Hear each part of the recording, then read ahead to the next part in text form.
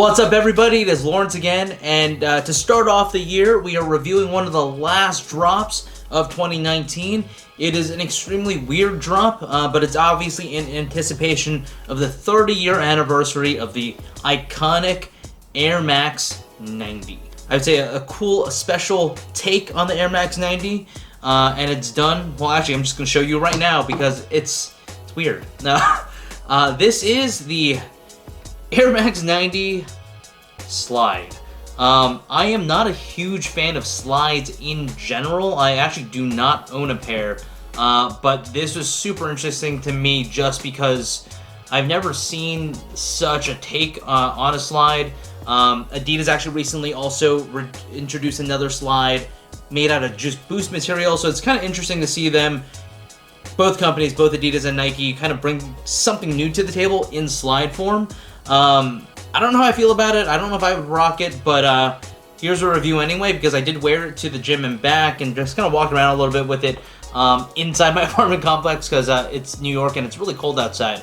But let's start with the review, and let's start with the, I guess, upper of the, like we always do. There is a large Nike Air Max rubber piece in the middle over here that signifies the Air Max line. There is a synthetic nubuck that lines the rest of it, which is the underlay over here. And then you have a white Nike swoosh. And then finally, the most iconic piece of this, which is, if you see over here, it's that Air Max that runs across over here. That is part of the Air Max 90 and how iconic it is. Oh, actually, no, there's one more thing. Where the Air Max 90 rubber piece is, which is over here, that little kind of diagonal window, there is a synthetic, I would assume synthetic leather over here. It might be real leather, I'm not 100% sure. But at $75 for this slide, I would hope it's a real leather. Going into the insole part of this is super important because it's a slide.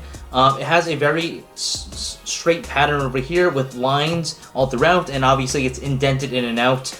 This is reminds me, and I'm pretty sure the reason for this is because it reminds me of the back heel, where there's a rubber piece of the Air Max 90, and so they replicated that here, and they obviously put the Nike Air symbol over here as well to replicate that back heel, because there's no back heel to be had over here. That was big enough to put that through.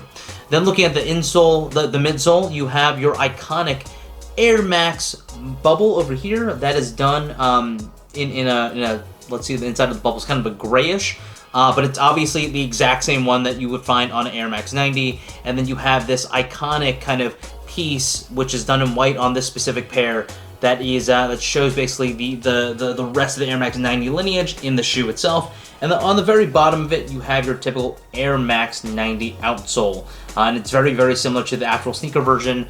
With that said, where there is more traction is in this back area. This definitely feels much more rubbery, and as I'm kind of like putting my hands through it, this is very, very slippery, and over here it has traction. So hopefully people will not slip at the pool when they're wearing this. So what are my actual thoughts on the shoe?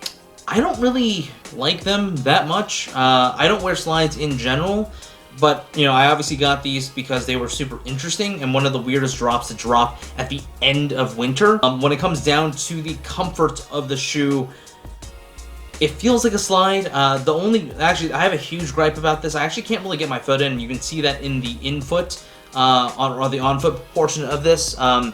It has a very, very thick padding over here, which is great because obviously you want more padding.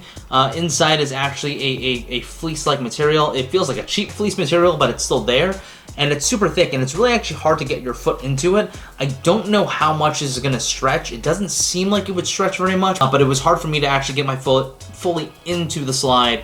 And if you can't get your foot fully into the slide, then what the hell is the point?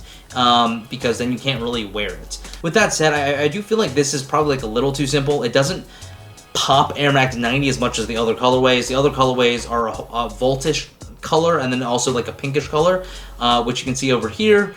And I actually think I should have probably tried those because they look a little more pronounced when it comes down to the Air Max 90 inspiration. What do you guys think about this sneaker, and what do you think about Nike really putting this into a slide form? If you have any comments, leave that in the comments below. I would love to know if you guys actually bought a pair, because like I said, this was a really, really random drop in the middle of winter to have the slide come out. But with that all said, I am super excited about what they'll be doing with the Air Max 90 in 2020. I'm not exactly sure what all those things are. And that's it. If you have any questions, leave them in the comments below. If you like this video, give me a thumbs up. If you no longer want me to do slide reviews, also put that in the comments below. I don't have a performance review of the shoe, so I haven't been to the pool yet. But that's it. Until next time, this is the Air Max 90 Slide. Peace.